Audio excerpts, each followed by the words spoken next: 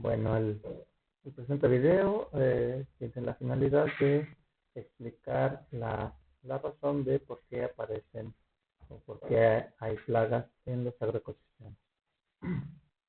Inicio con esta imagen donde se pueden ver diversas especies de insectos conocidos como pulgones y en diferentes plantas, solo para mostrar lo que comúnmente podríamos llamar plagas, pero además mostrar que pues están aprovechando un espacio y que pueden tener interacción con otros organismos como en este caso se alcanzan a ver por aquí unas hormigas que seguramente están asociadas a los pulgones por la mielecilla que desechan.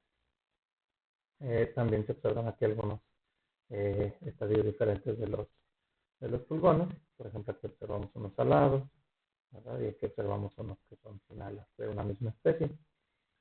Entonces, pues vamos a continuar.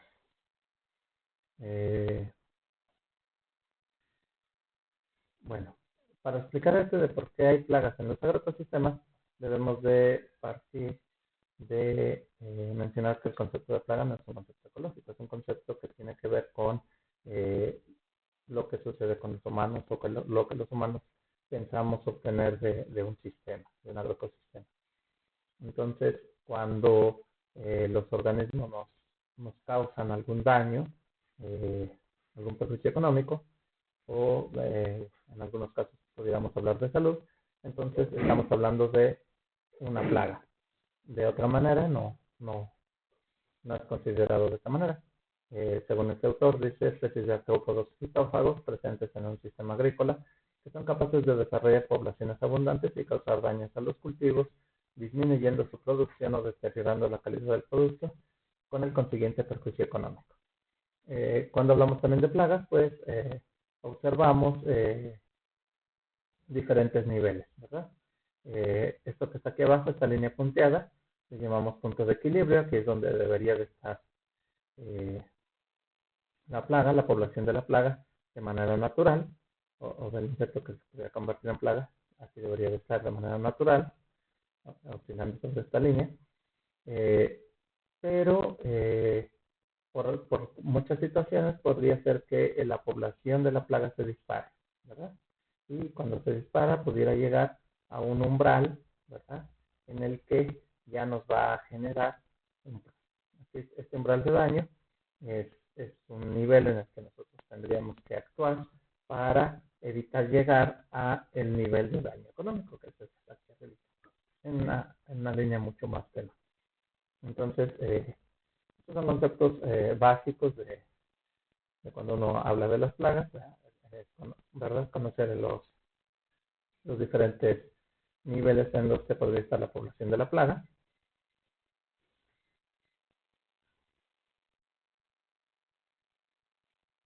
Y entonces, cuando nosotros decimos por qué aparecen las plagas en los agroecosistemas, esas plagas en los agroecosistemas seguramente, o esas poblaciones seguramente se disparan porque hay condiciones ambientales que van a propiciar su desarrollo.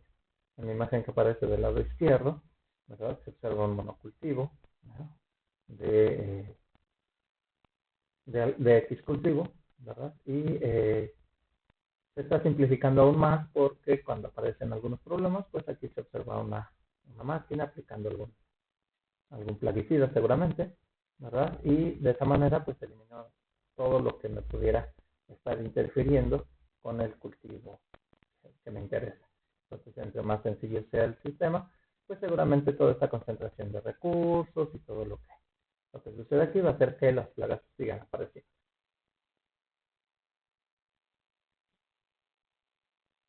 Pero sabemos que un agroecosistema no es algo tan sencillo. Este es un modelo sencillo de lo que sería un agroecosistema, ¿verdad? Estas líneas continuas, ¿verdad? Hablan del ciclo de la materia, ¿verdad? Las líneas, esta línea es un flujo de energía. Cuando hay una flecha de ida y vuelta, hablamos de interacciones componentes como herbivorismo, parasitismo, depredación, competencia. En esta otra línea, este otro tipo de línea habla de las relaciones entre componentes, las relaciones de hábitat y refugio, la materia orgánica, sin descomponer o descompuesta, ¿verdad? Todo esto está sucediendo en un agroecosistema, ¿verdad? Ya lo hemos platicado en otros momentos de todo lo que puede suceder. Entonces, pues vean, entra energía solar, ¿verdad? Se ve un flujo de energía. También hay entradas de materia y energía a este sistema, ¿verdad? Y como salidas, pues también hay salidas de materia y también hay salidas de energía, deseadas y no deseadas. El agricultor también aquí está participando de manera importante, ¿verdad? Que incide sobre lo que serían las plagas, los otros citófagos que están afectando a los consumidores primarios, estos están interaccionando con los enemigos naturales, ¿no? Los consumidores secundarios, aquí tiene que ver la materia orgánica, los otros cultivos, la vegetación. Todo esto está relacionado de múltiples formas. Entonces, no es algo tan sencillo como lo que se observaba en la diapositiva anterior, ¿verdad? Un ejemplo más específico, ¿verdad? O más detallado, ya con animalitos, con algo más. Aquí tenemos la planta, que es la hospedera, ¿verdad? Este es nuestro cultivo. Estamos en el nivel trófico 1. Aquí están plantas que van asociadas. Y tenemos un herbívoro que se va a alimentar de esta planta, ¿verdad? Tenemos otra especie de herbívoro que también se alimenta de la misma. Tenemos herbívoros que están asociados, ¿verdad? A esto, o que pudieran estar consumiendo otras especies.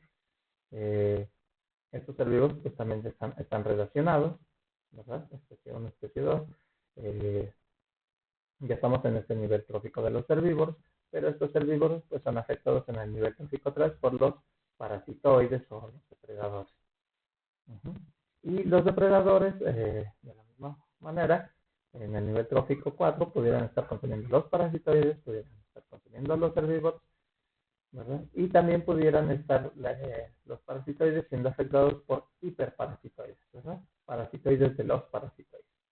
Entonces, como se van en la imagen, pues las relaciones son múltiples y no es algo tan sencillo de manejar si no lo entendemos de esta manera.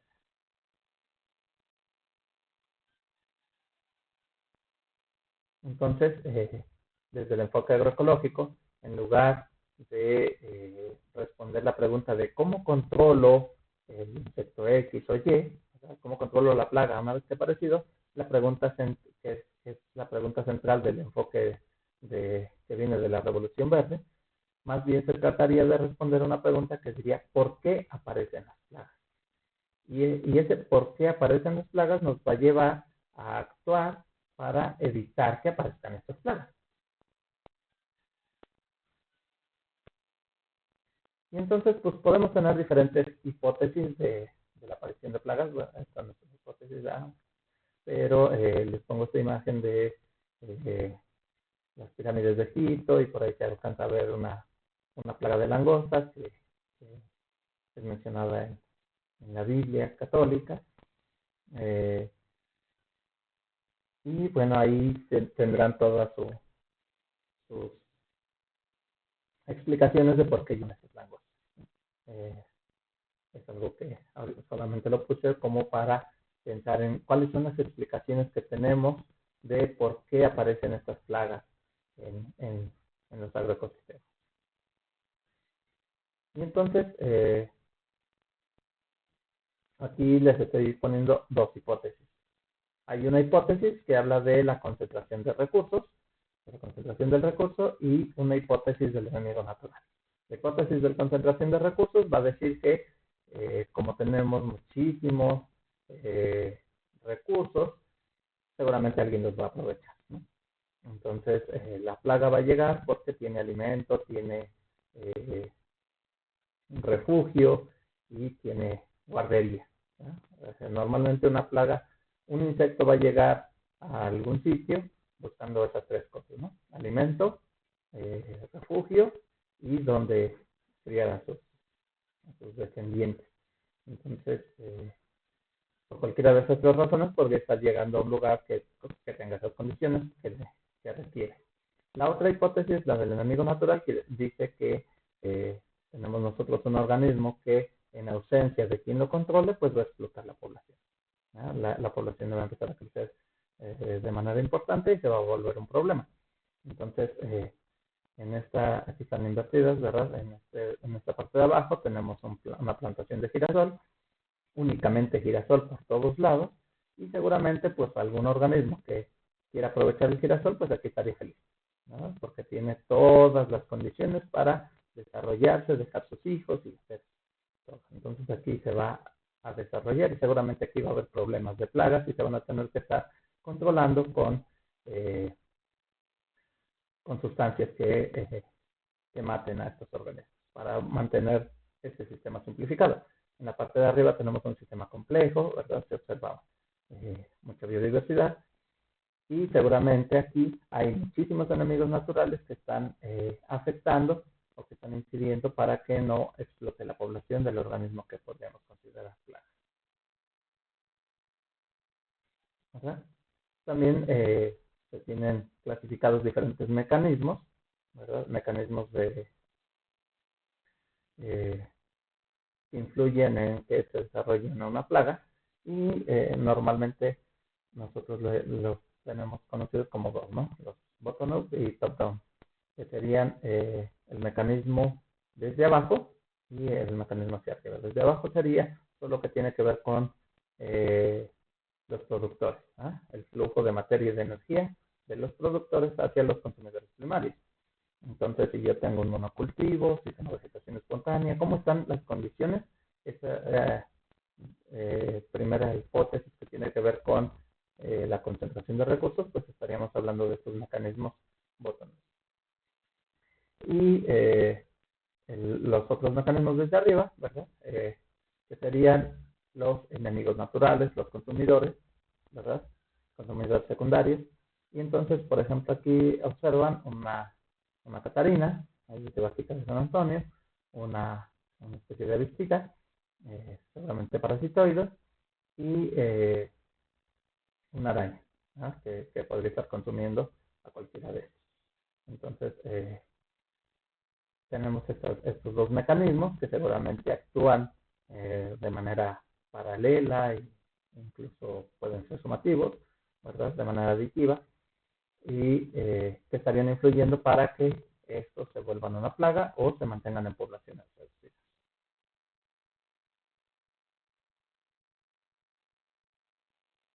Y entonces hay sinergismos potenciales que tienen que ver con la germinación, la fertilidad de los suelos y el manejo ecológico de plagas.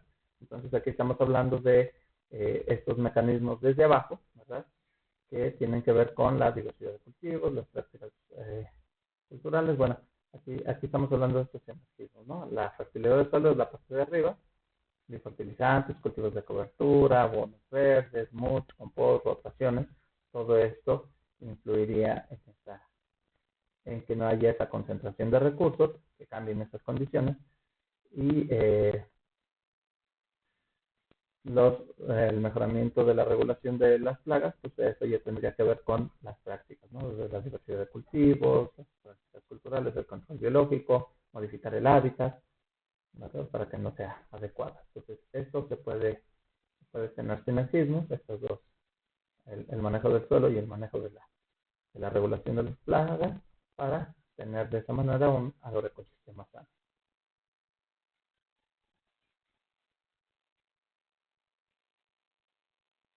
Entonces, otra vez aquí viene cómo es el manejo del agroecosistema, aquí vienen las que serían las prácticas culturales como labor convencional, remoción de malezas, monocultivo, fertilización química y el uso de plaguicidas que reducen la diversidad de enemigos naturales y incrementan las poblaciones de insectos plaga. Entonces, por eso tiene un signo menos, porque estamos hacia abajo. Contra, ¿verdad? Un manejo del agroecosistema que diversifique el hábitat, utilizando cultivos de cobertura, cortinas rompevientos, franjas entre los cultivos, policultivos, rotaciones, cultivos de cobertura, también el manejo orgánico del suelo, la labranza cero, y todo esto va a incrementar la diversidad de enemigos naturales, va a reducir la concentración de los recursos que hacen que se presente una plaga. Entonces, no me voy a detener ahorita mucho en lo de la fertilidad, es algo importante, podrían leer los trabajos que he publicado, pero me voy a enfocar entonces ahora en la parte de la biodiversidad. Y, por ejemplo, aquí es un trabajo de García y Altieri en el 92, en el que se pusieron pulguillas, ¿verdad? En brócoli, pulguillas es una plaga de los brócolis,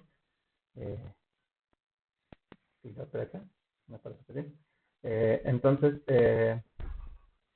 aquí pusieron tres asociaciones, tres formas de cultivarlo. Viene un bicultivo, brócoli con haba, hay un monocultivo de brócoli, y acá de este lado es brócoli con B, un tipo de. Después colocaron en 350 pulguillas que estaban marcadas, ¿verdad? En cada uno de los cultivos. Y evaluar el tiempo en horas que estuvieron las pulguillas en cada cultivo y hacia dónde se movían. Entonces, vean cómo de esta parte del brócoli con haba, ¿verdad? Finalmente solamente hay cuatro pulguillas de las 350 que empezaron. Y de esas cuatro, dos no estaban marcadas, quiere decir que llegaron del hábitat circundante. Muchas de estas pulguillas marcadas salieron del sistema. Cuando se tenía brócoli únicamente, algunas de estas pulguillas marcadas se fueron del sistema, pero llegaron del hábitat circundante otras. Y del cultivo de brócoli con haba, llegaron una buena parte, también llegaron buena parte del brócoli con besa, ¿verdad? Que también el brócoli con besa tuvo muy poquitas pulguillas, la mayoría se fueron del sistema. Entonces se observa cómo al tener un monocultivo, pues las pulguillas están muy a gusto y ahí se queda.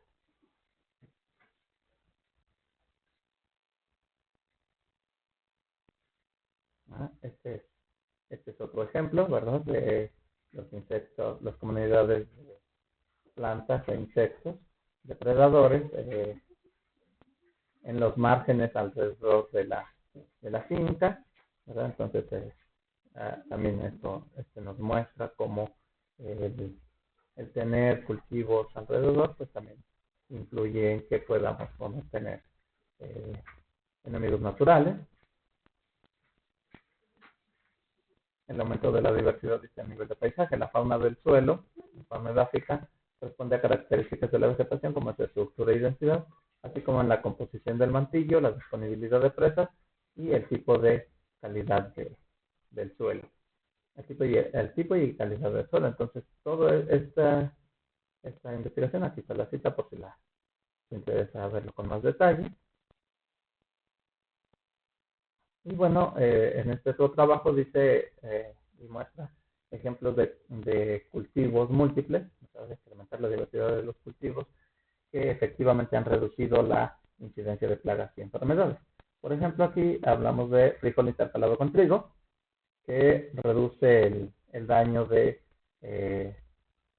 plagas como Antoscafave, Apis fave, un pulgón y una charrita, ¿verdad? ¿Y cuál es el factor que consideraron que estaba involucrado?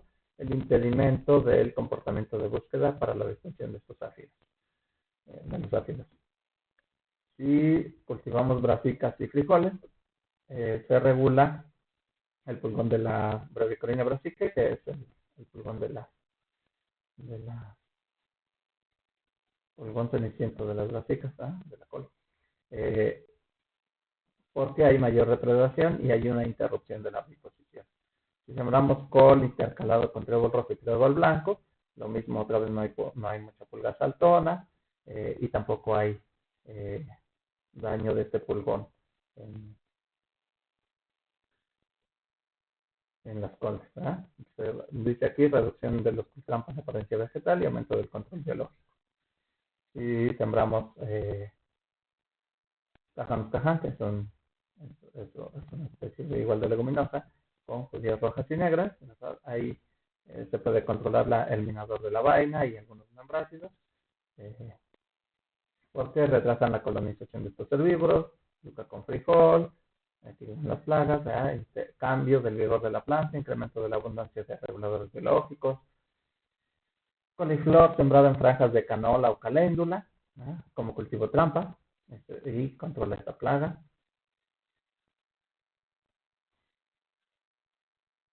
Algodón con sorgo o maíz para gusano elotero, y aumenta la abundancia de depredadores. Algodón con molondrones ocra, como cultivo trampa.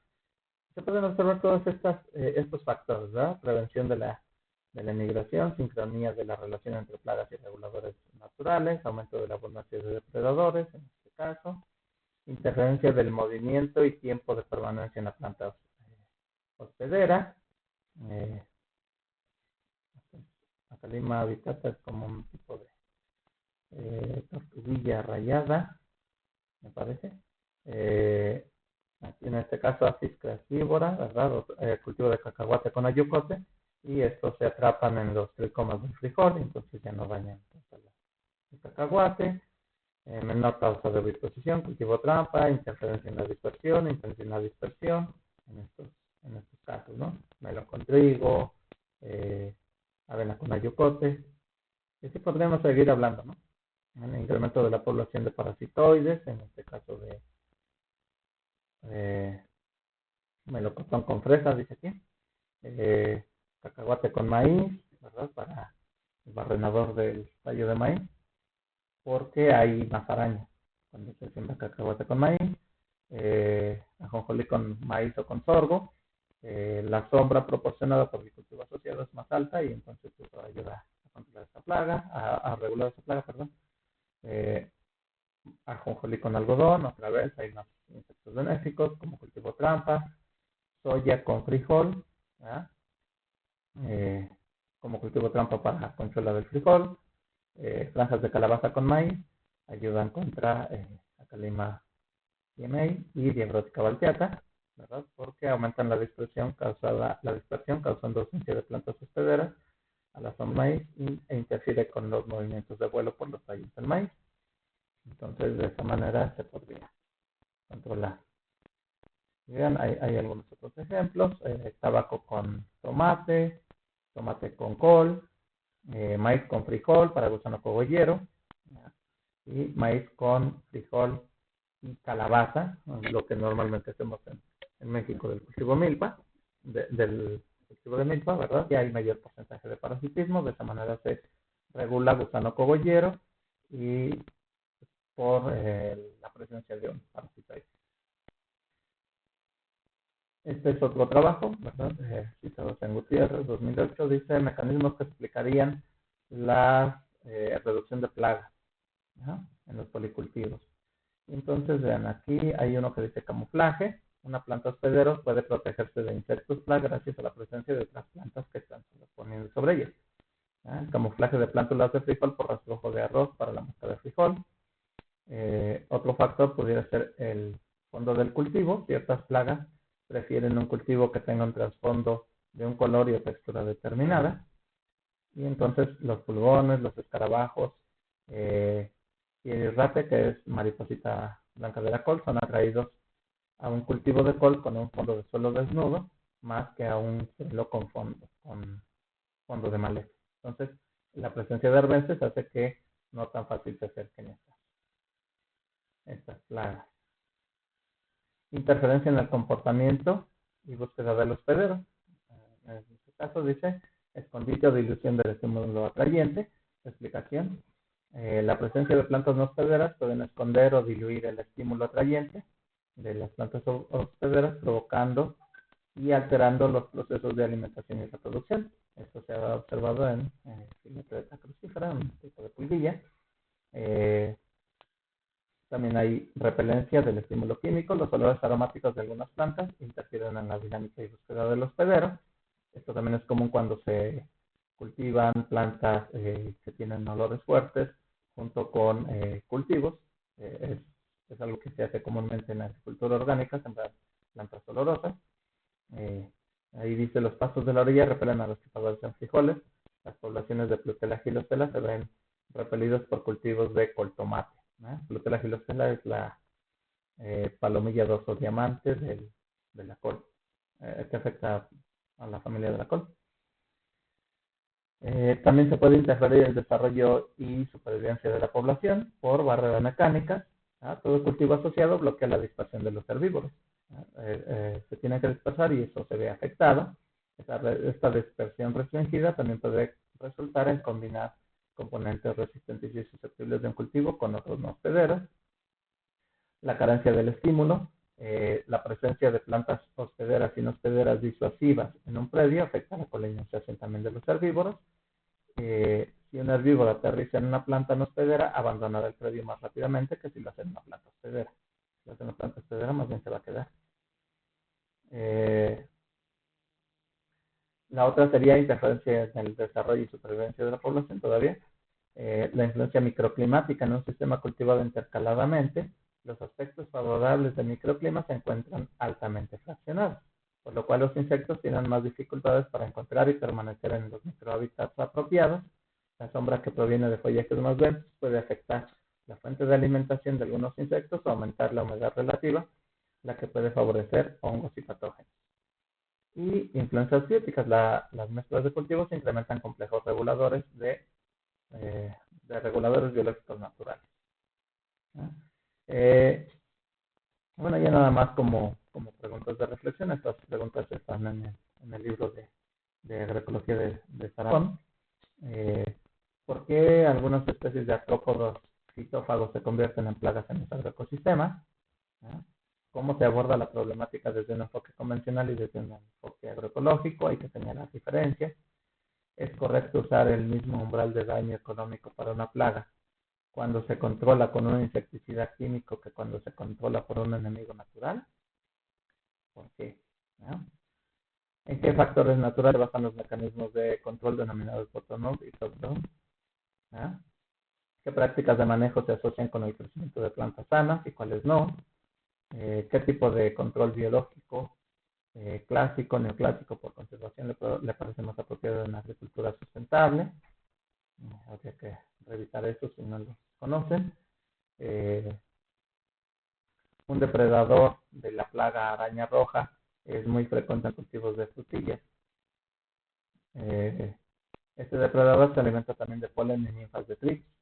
Es un buen agente de control de la araña y por lo tanto su presencia en el sistema tiene mucho valor en estrategias de manejo de esta plaga. Existen situaciones, sin embargo, en las que la cantidad de depredadores no es suficiente para mantener la población por debajo del nivel de daño económico. Y en este contexto, ¿qué acciones de manejo se podrían llevar a cabo en el cultivo de frutilla para favorecer la acción del enemigo natural? ¿Qué efectos puede tener la diversidad vegetal circundante al cultivo sobre las plagas y sobre los enemigos naturales?